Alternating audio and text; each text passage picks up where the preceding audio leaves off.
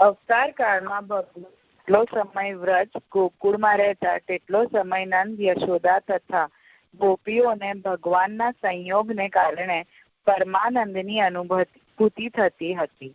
અને ભગવાન જ્યારે વનમાં ગાયો ચરાવવા માટે પધારતા ત્યારે તેમને ભગવાનના તીવ્ર વિયોગની અનુભૂતિ થવા લાગતી હતી.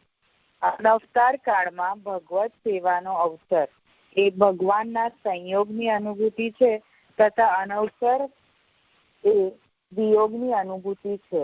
આથી નિરોધના કાર્યરૂપ વ્યસન દશાનો અનુભવ ભક્તોને અવતાર કાળની માફક અનવતાર કાળમાં પણ થતો જ હોય છે.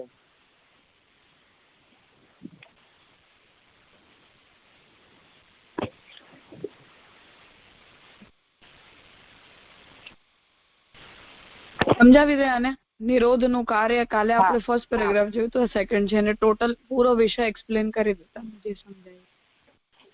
હા, એટલે આમાં છે ને સંયોગ અને વિયોગ ની વાત કરી છે કે અવતાર કાળમાં જયારે જેટલો સમય ભગવાન વ્રજ અને ગોકુળમાં રહેતા હતા ત્યારે નંદ, યશોદા અને ગોપીઓને ભગવાનના સંયોગને કારણે પરમાનંદની અનુભૂતિ થતી હતી. અને જયારે તે વનમાં જતા હતા ગાયો ચરાવવા માટે ત્યારે ભગવાનના વિયોગની અનુભૂતિ થવા લાગી હતી. અને અનવતાર કાળમાં ભગવત સેવાનો અવસર એ ભગવાનના સંયોગની અનુભૂતિ છે અને અનવસરમાં વિયોગની અનુભૂતિ થાય છે. આવી રીતે નિરોધના કાર્યરૂપ વ્યસન દશાનો અનુભવ ભક્તોને અવતાર કાળની માફક અનવતાર કાળમાં પણ થતો જ હોય છે.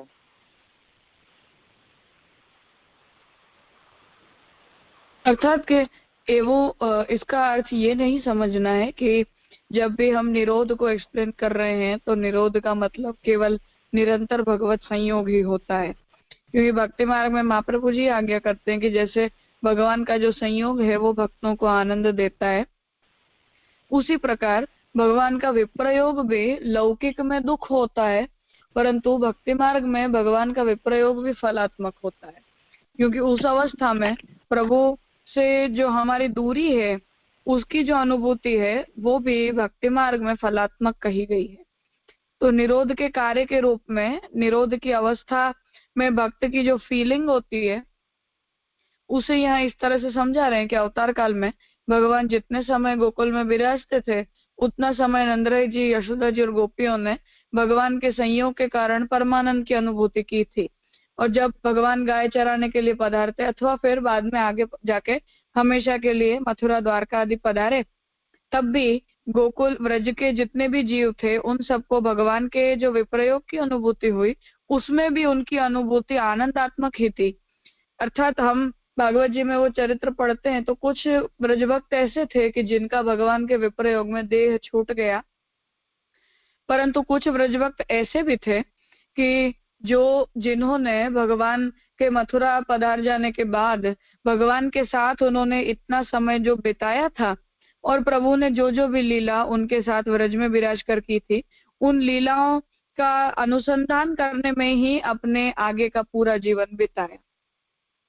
तो ये जो प्रभु के विप्रयोग की अनुभूति थी वो भी उस अवस्था में उनके लिए फलात्मक थी. ये भी उनका निरोध ही था कि प्रभु के पधार जाने के बाद भी उनमें वो प्रपंच विस्मृति पूर्वक भगवद आसक्ति की जो अवस्था थी वो जैसे संयोग में बनी रहती है उसी तरह विप्रयोग में भी बनी रहती है. और ये बात जैसे अवतार काल के लिए बताई गई है यही बात अनवतार काल में भी होती है. जैसे अनवतार काल में हम जब प्रभु की सेवा करते हैं तब जो भक्त को प्रभु में निरोध सिद्ध हो गया है उसे भगवत सेवा के अवसर में अर्थात संयोग काल में प्रपंच विस्मृति पूर्वक भगवान के स्वरूप में आसक्ति सिद्ध हो जाती है. और जब भगवान प्रभु की सेवा में अनवसर होता है उस समय में प्रभु की श्रवण, कीर्तन, स्मरण आदि में आसक्ति हो जाए तो वो अन्यथा प्रभु को मिलने की अथवा प्रभु के पुनः दर्शन करने की तीव्र अनुभूति भी उस अनवसर के समय में लगी रहती है. जैसे गज्जन धावन के चरित्र में हम देखते हैं कि अक्का जी ने यद्यपि उन्हें प्रभु के लिए ही पान खरीदने के लिए कहा था और वो बाजार गए थे, वो भी प्रभु की सेवा के लिए ही गए थे, परंतु उतनी वो बहिरंग सेवा थी, फिर भी उस बहिरंग सेवा में भी उन्हें प्रभु का विप्रयोग वो सहन नहीं कर पाए, तो वहां बाजार में वो बेहोश हो गए। तो ये निरोध है, विप्रयोग में होते ही निरोध की अवस्था का ये निरूपण है। और वार्ता में वहां ये भी आता है कि जब भी वो अनवसर होता ठाकुर जी का, तो दहली पे बैठे बैठे अपने ठाकुर जी को बुलाते रहते और अंदर से ठाकुर जी उनको जवाब देते। ये निरोध है, अर्थात विप्रयोग की अवस्था में भी उनका चित्त जो है वो किसी और विषय में नहीं लगा, कहीं और नहीं भटका, प्रभु में उनका जो हृदय था, उनकी जो बुद्धि थी वो स्थिर रही। तो निरोध जो है उसका तात्पर्य ये है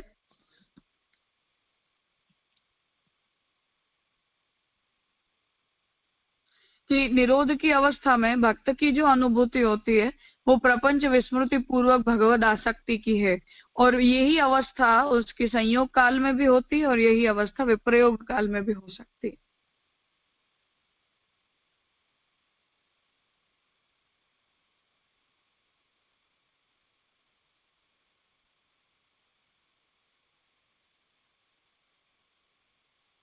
कोई प्रश्न है?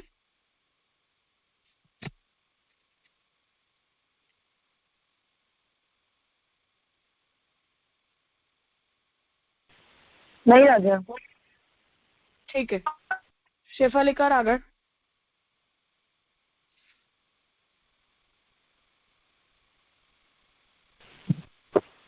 રાજા નિરોધનું પ્રયોજન સેવાફલ ગ્રંથમાં વર્ણવેલ અલૌકિક સામર્થ્ય, સાયુજ્ય અને વૈકુંઠ આદિમાં સેવોપયોગી દેહની યથાયોગ્ય પ્રાપ્તિ થવી એ જ નિરોધનું પ્રયોજન માનવામાં આવે છે અનવતાર કાળમાં.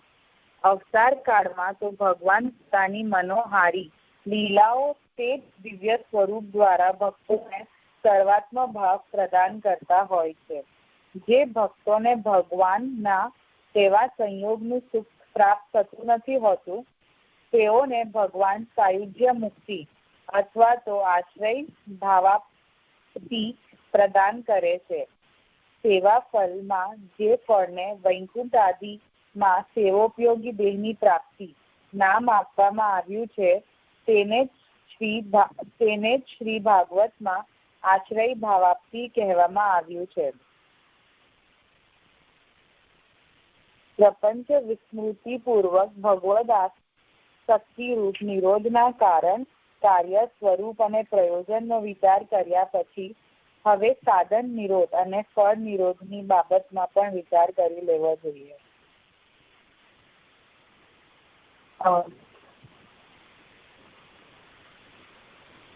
એટલે સેવાફલમાં જે અલૌકિક સામર્થ્ય, સાયુજ્ય અને વૈકુંઠ આદિ સેવોપયોગી દેહની પ્રાપ્તિ થવી એ જ નિરોધનું પ્રયોજન માનવામાં આવ્યું છે અનવતાર કાળમાં.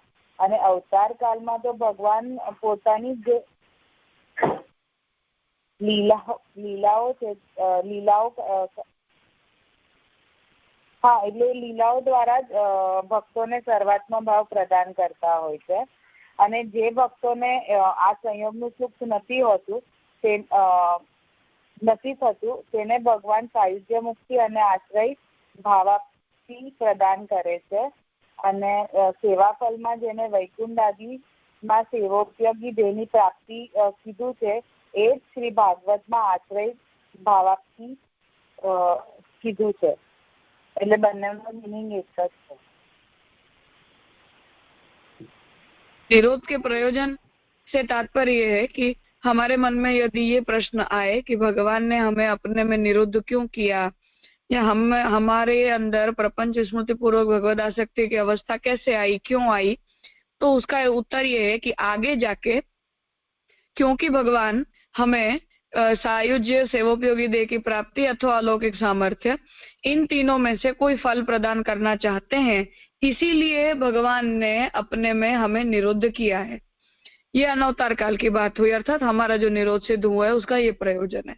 और अवतार काल में तो भगवान अपनी लीला और अपने स्वरूप के द्वारा भक्तों को सर्वात्म भाव प्रदान करते हैं, इसलिए वहां वो निरोध के बाद फल सिद्ध नहीं होता है, परंतु अनवतार काल में निरोध की अवस्था जो है वो फल की पूर्वावस्था है. और निरोध के बाद, निरोध जब प्रभु में सिद्ध हो जाए उसके बाद फल मिलता है। इसलिए जो भक्तों को भगवान अपने ऐसे संयोग का सुख प्रदान नहीं करते हैं, उन्हें भगवान सायुज्य मुक्ति अथवा आश्रय भावापत्ति देते हैं।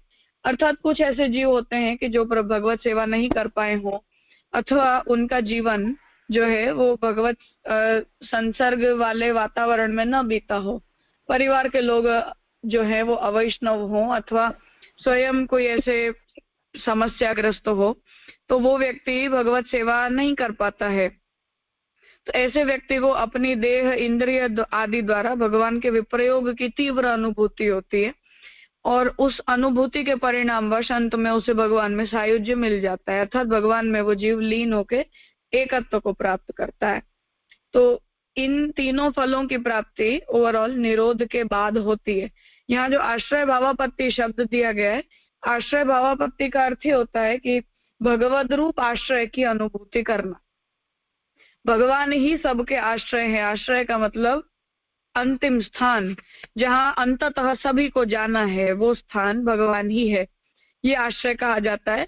भागवत में जो 12 स्कंद के आश्रय लीला है, वहां ये बात कही गई है कि जब भगवान जगत का लय कर देते हैं तो उसके बाद सभी को अपने में आश्रित कर देते हैं। तो जो भगवान के भक्त होते हैं वो भगवान के शरणागति या भगवान के आश्रय को पहले से स्वीकारते हैं, परंतु उसकी उतनी तीव्र अनुभूति उन्हें अपनी लौकिक अवस्था में नहीं हो पाती है। परंतु लयः सर्व सुखावह, ये आज्ञा जो महाप्रभु जी करते हैं, तो सभी जीव जब भगवान में लीन हो जाते हैं तो अंततः सभी कुछ, जिन्होंने चाहा वो भी और जिन्होंने नहीं चाहा वो भी, सब कुछ भगवान में आश्रय भावापन्न हो जाता है, भगवान में आश्रय प्राप्त कर लेता है। और जो भक्त होते हैं उन्हें वो आश्रय या भगवान में एकत्व सायुज्य की प्राप्ति स्वेच्छया होती है, वो चाहते हैं इसलिए हो जाती है।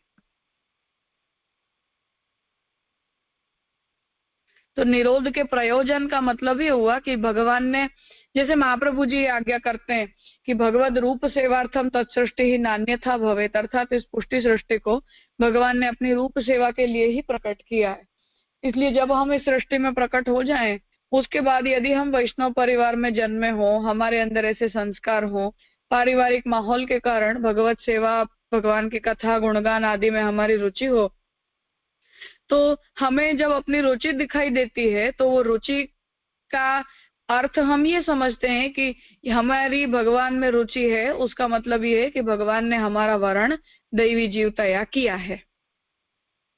उसी तरह जब हमें निरोध की सिद्धि हुई ऐसा हमें दिखाई दे, अथवा हमारा भगवान अपने में निरोध सिद्ध करवाए, तो उसका अर्थ यही समझना है कि आगे जाकर हमें भगवान पुष्टि फल प्रदान करने वाले हैं। ये निरोध का प्रयोजन हुआ। अब आगे साधन निरोध, फल निरोध आदि का निरूपण आएगा। इस विषय में कुछ पूछना है?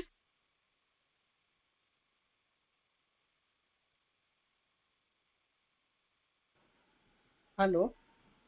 हाँ हाँ हाँ राजा, मुझे ये पूछना था कि ये जो 2 बातें आई ना, एक अवतार काल वाली आई और एक अनवतार काल की आई, तो इसमें आप ऐसे कह रहे हो कि जब भी ऐसे कोई अनुभूति हुई हमें कि निरोध के अपेक्षा, वो समझ नहीं आ रहा था कि निरोध के लायक है हम या निरोध की तरफ बढ़ रहे हैं हम, ऐसा कुछ अनुभूति हुई तब ऐसा जानना कि प्रभु अपने वो फल निरोध मिलेगा ही हमें, ऐसा कुछ है या कुछ और है? और ये अवतार काल में तो डिफरेंस थोड़ा समझ में आया, पर आप एक एग्जांपल देकर करोगे ना, जैसे 84-252 को एक और ये अवतार काल वालों एक, तो वो ज्यादा क्लियर हो जाएगा। यहाँ ये है कि निरोध जो है उसकी सिद्धि भक्त को अवतार काल में जैसे भगवान ने व्रज भक्तों की करवाई, तो वहां उन्हें अपनी तरफ से कोई साधन करने की आवश्यकता नहीं थी।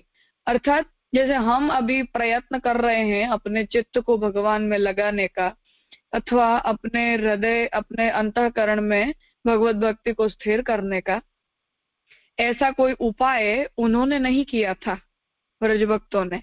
भगवान ने अपने प्रमेय बल से उनका निरोध अपने में सिद्ध करवाया। और जब हम अनवतार काल की बात करते हैं तो हमें भगवान में अपने निरोध को सिद्ध करने के लिए प्रयत्न करना पड़ता है, जो भी उपाय महाप्रभु जी ने बताए हैं उनके द्वारा, तब जाके धीरे धीरे हमारा चित्त भगवान में स्थिर होता है। निरोध की अवस्था में अवतार काल और अनवतार काल में एक तो ये फर्क है। दूसरी बात यह है कि अवतार काल में तो क्या होता है कि फल सामने ही होता है। जिन जीवों को, जैसे व्रजभक्तों को भगवान में निरोध सिद्ध हुआ तो अब कोई फल अब भगवान कब देंगे उसके लिए वेट नहीं करना है, या फिर भगवान हमें फल देंगे या नहीं देंगे ऐसी कोई कंफ्यूजन की भी कंडीशन नहीं है। प्रभु सन्मुख में है, यहाँ तक भी भगवान ने प्रमेय बल से करवाया, कुछ डेलिबरेटली अपनी मर्जी से किया नहीं था। तो जो भी सर्वात्म भाव की सिद्धि भगवान करवाना चाहते हैं वो भगवान स्वयं करवाएंगे। जैसे व्रजभक्तों को हुआ था कि शरद की मध्य रात्रि को प्रभु का वेणुनाद सुनकर जब भाग के आए तब ठाकुर जी ने, ये निरोध है, अपना घर परिवार पति बच्चा सब कुछ छोड़ के, उस जमाने में किसी लेडी का, किसी स्त्री का ऐसे किसी के लिए भाग के जाना ये बहुत हिम्मत की बात थी। तो ऐसा उनसे हो गया, किया नहीं है, उनसे हो गया भावावेश में। तब प्रभु ने उनके आने पर ये कहा कि ये उचित व्यवहार नहीं है, आप लोगों को ऐसे नहीं आना चाहिए था। तो उन्होंने क्रोधित होकर ये कहा कि एक तो हम आपके लिए सब कुछ छोड़ के आए और आप हमें वापस जाने को कह रहे हो। प्रभु उससे प्रसन्न हुए और फिर रास में उनका अंगीकार हुआ और तब उन्हें सर्वात्म भाव इस तरह सिद्ध हुआ कि उन्हें सर्वत्र भगवान ही दिखाई दे रहे थे, उसके अलावा और उनकी कोई और प्रतीति नहीं थी। तो ये निरोध, ये अलौकिक सामर्थ्य या ये सर्वात्म भाव जो है वो शुद्ध रूप से प्रमेय बल से सिद्ध हुआ है। इसमें कोई भी साधन बल नहीं है, अपनी तरफ से कोई प्रयत्न नहीं है। इसलिए हम उसमें फर्क करते हैं क्योंकि वो भगवान ने अपनी इच्छा से कर दिया है और वहां कोई कंफ्यूजन को कोई स्कोप नहीं है, कोई चिंता की कोई बात नहीं है, होगा या नहीं होगा ये बात सोचने की जरूरत नहीं है। यहाँ तक भगवान लाए, आगे भी प्रभु अपनी इच्छा से करते ही जा रहे हैं। सन्मुख में है प्रभु तो कोई कंफ्यूजन का स्कोप नहीं बचता है, ये फर्क है। हमारे साथ ही होता है कि अनवतार काल में पहली बात तो ये कि हमें अपने चित्त को प्रभु में स्थिर करने के लिए प्रयत्न करना पड़ता है, वो गुणगान के द्वारा हो या सेवा के द्वारा हो। वो करते समय भी हमें अपने अंगीकार को लेकर कंफ्यूजन बना रहता है कि क्या भगवान ने हमारा अंगीकार किया होगा, क्या हम सच में इस मार्ग के अधिकारी हैं, अथवा अपनी लौकिकता देखकर या अपने साधन में कमी देखकर हमारे मन में निरंतर ये चिंता बनी रहती है कि पता नहीं हम कर तो रहे हैं पर भगवान मिलेंगे कि नहीं, या भगवान सच में हमारे द्वारा किए गए समर्पण का स्वीकार करते हैं कि नहीं। वो एक अलग बात है कि संप्रदाय में अंगीकार होने के कारण महाप्रभु जी के ऊपर हमारा जो दृढ़ विश्वास है उसके परिणामवश हम बहुत अश्योर्ड रहते हैं कि नहीं, महाप्रभु जी ने हमारा अंगीकार किया तो भगवान ने किया ही है। परंतु फिर भी साधन हम जो कर रहे हैं उसमें जब इतना बल ना आ पाए अथवा अपनी भक्ति में हमें एक्सपेक्टेड प्रोग्रेस ना दिखाई दे तो वो सब चिंता बनी रहती है, जिन चिंताओं का स्कोप अवतार काल में नहीं होता है। इसलिए जब हमारा चित्त भगवान में स्थिर हो जाए, हम अपने आप को रिलीव्ड तभी फील कर पाते हैं जब हमें ऐसा लगे कि नहीं, अब हमें हमारे अंदर कोई लौकिकता नहीं बची और भगवान में ही हमारा चित्त जो है वो प्रवण हो चुका है। तब हमें ऐसी अश्योरिटी होती है कि हाँ, अब इसका अर्थ ये है कि हम पुष्टि फल के अधिकारी जीव हैं। उस टोन में ये बात कही जा रही है। हाँ राजा, तो ये सिर्फ एक अनुभव है ना कि अपनों सब जितने महाप्रभु जी के सिद्धांत के अनुसार हम चल रहे हैं, ऐसा जो विश्वास अपन को हो जाए वो बात की बात है ना। हाँ, अर्थात जब हम इस मार्ग पर चलने लग जाते हैं, हम अपनी स्थायी रुचि इस मार्ग में देख लेते हैं, या फिर महाप्रभु ने हमें जो जो सिद्धांत बताए हैं, जो जो भी आज्ञा की हैं, उन आज्ञाओं का पालन करने के लिए हम प्रवृत्त हो जाते हैं, उसे हम अपनी प्रायोरिटी बना पाते हैं। अर्थात बेसिकली अपनी साधना में जब हमें दृढ़ता दिखाई देती है तब हमें ये अश्योरिटी होती है कि नहीं, अब हम जरूर इस मार्ग के अधिकारी हैं, अन्यथा महाप्रभु के वचनों में हमारी इतनी निष्ठा नहीं आ पाती, अथवा हम अब महाप्रभु के वचनों को या मार्गीय सिद्धांतों को अपने प्रायोरिटी नहीं बना पाते। तो हम बहुत लेटर पीरियड में अपने वर्ण को लेकर अथवा भगवत प्राप्ति को लेकर अश्योर्ड हो पाते हैं।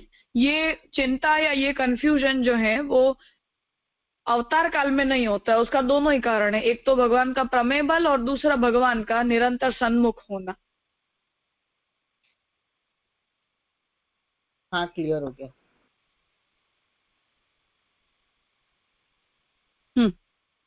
और कोई? રાજા આપને આશ્રય ઉત્પત્તિમાં છે ને આશ્રય લીલા જે ભાગવતમાં વર્ણિત છે એવું કીધું ને રાજા, તો રાજા એનું મને પાછું उसका अर्थ ये है कि सर्ग विसर्ग स्थान पोषण से लेके भगवान की दशविध लीलाओं का निरूपण करने के बाद भगवान की अंतिम लीला के रूप में भागवत में आश्रय लीला का निरूपण किया गया है। वहां आश्रय लीला का तात्पर्य ये है कि जैसे हम भगवान में अनन्य शरणागत होते हैं, ऐसे वस्तुतः क्योंकि ये संपूर्ण ब्रह्मांड भगवान से ही प्रकट हुआ है, इसलिए जगत की प्रत्येक पदार्थ की, वो जड़ हो या वो चेतन हो, उनकी अंततः गति तो भगवान में ही है।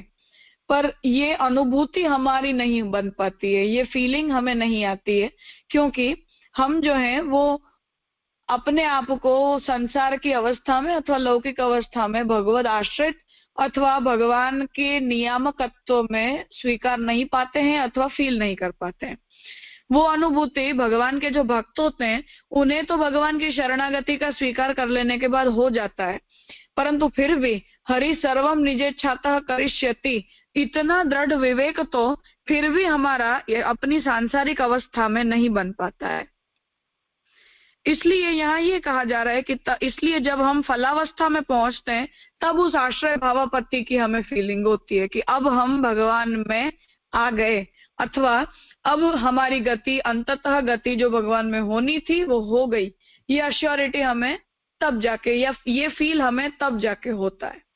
प्रारंभिक अवस्था में हमें कहा जा रहा है कि सब कुछ भगवान की इच्छा से होता है, या हरि सर्वम निजेच्छातः करिष्यति, ये संपूर्ण ब्रह्मांड की अंततः गति भगवान में ही है। ये सब बातें हमें कही जाती हैं, परंतु उन बातों को समझने के लिए के बाद भी, जानने के बाद भी उनके प्रति हमारी ये भाव जो हमारा है वो उतना दृढ़ नहीं हो पाता है, अथवा भगवद आश्रित या भगवान के नियमन के अंतर्गत हम हैं, ये फीलिंग हमारी उतनी स्ट्रांग नहीं होती है। परंतु जब भगवान लय करते हैं तब ये फीलिंग स्ट्रांग हो जाती है कि हम आ गए अपने मूल स्थान पर, जहां से हम चले थे वहां हम लौट आए। उसे आश्रय भावापत्ति के रूप में भागवत में समझाया गया है। यही आश्रय भावापत्ति भक्तों का सायुज्य है कि भगवान के जिस चैतन्य में से हम प्रकट हुए थे, जो भगवान हमारे अंशी हैं, उनके विप्रयोग का बहुत लंबे समय से अनुभव करने के बाद अब हमारा भगवान में स्वीकार हो गया, या हम जो इतनी दूर से कहीं कहीं से भटक रहे थे अब हम अपने ठिकाने पर आ गए। ये अनुभूति, ये आश्रय भावापत्ति की जैसी अनुभूति, वही अनुभूति भक्त को भगवान का सायुज्य प्राप्त करने पर होती है, जिसे हम ब्रह्मसवर्ण मंत्र में भी बोलते हैं कि हम इतने लाखों जन्मों से, कितनी ही योनियों से, सृष्टि के उत्पत्ति काल से अभी तक इस संसार में पता नहीं कहाँ कहाँ भटक रहे थे। उसका बहुत ताप हमारे हृदय में है, बहुत क्लेश है, अब जाके हमें आप प्राप्त हुए हो, इसलिए आज के आज हम हमारा सब कुछ आपको समर्पित करते हैं। आज से मैं आपका दास और आप मेरे स्वामी। ये भी अपने आप में एक आश्रय भावापत्ति की अनुभूति है कि हम यहाँ यहीं के थे, हम यहीं बिलोंग करते थे, अब हम यहाँ आ गए। अभी तक हम कहीं कहीं भटक रहे थे, तो ये सब कुछ हमारी लौकिकता के कारण हम कहीं कहीं भटक रहे थे, वो हमारी दृढ़ता नहीं होने का कारण था। अब जाके हम अपने स्थान पर लौट आए। ये आश्रय भावापत्ति की फीलिंग होती है।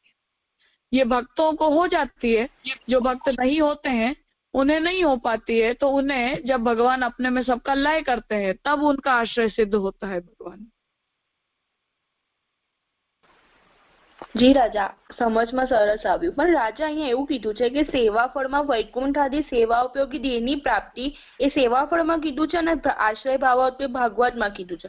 તો રાજા અહીંયા આશ્રય ભાવાત્મ્ય આપે કીધું તો સાયુજ્ય આવ્યું, અને આમાં વૈકુંઠ આદि સેવા ઉપયોગી દેહ કેમ લખ્યું છે સેવાફળમાં? अर्थात भक्तनी जे गति छे ए अलौकिक सामर्थ्य, सेवोपयोगी देहनी प्राप्ति और सायुज्य, इन तीनों ही प्रकार से होती है। उनमें महाप्रभु जी यहाँ ये आज्ञा करना चाहते हैं कि इसलिए भगवान अपने आप में भक्त को स्थिर कर दें, या हमें जब अंततः भगवान मिल जाएं तभी हमें ऐसा फील होता है कि हम जहाँ से चले थे वहां हम लौट आए। तो तीनों फलों के विषय में भक्त की को अपना आश्रय सिद्ध हुआ, ऐसा समझना चाहिए।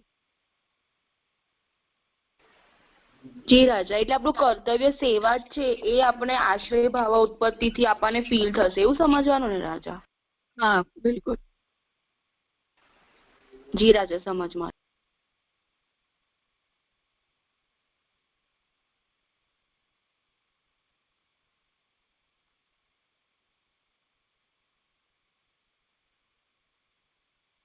ठीक है, आज का यहाँ रखें। आगे साधन निरोध फल निरोध का विषय उसे हम कल करें।